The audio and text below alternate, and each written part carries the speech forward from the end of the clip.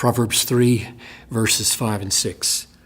Trust in the Lord with all your heart, and do not lean on your own understanding. In all your ways acknowledge him, and he will make your paths straight.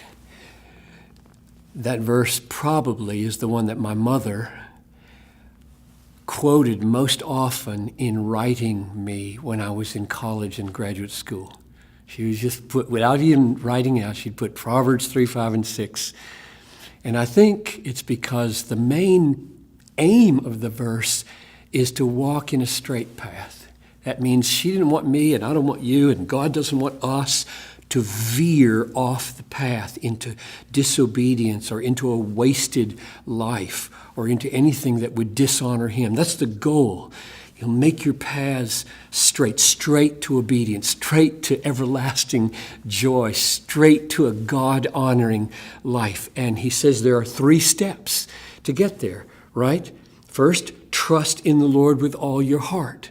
So bank on the promises of God step by step in your life. Make your life a moment by moment trusting in a good, holy, kind, loving, all-providing, all-satisfying God. And then step 2, he says, don't rely on your own understanding, which I think means a conscious choice not to be self-reliant, to say to yourself, you are inadequate.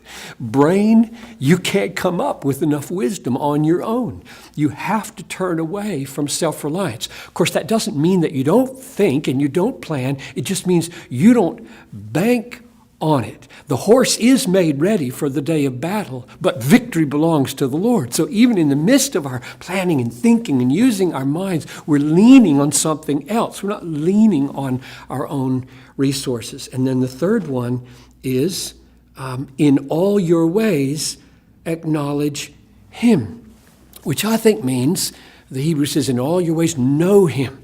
So at every turn, every new choice you have to make, every new conversation you're in, you're sending up a message. God, I acknowledge you here. I know you here. I'm drawing you in here. You are decisive here. I need you here. And if we follow those, trust him, renounce self-reliance, bring him into every situation, he's going to make our path straight. He's going to keep us from wasting our lives or destroying ourselves and others in the path of sin and bringing us to everlasting joy.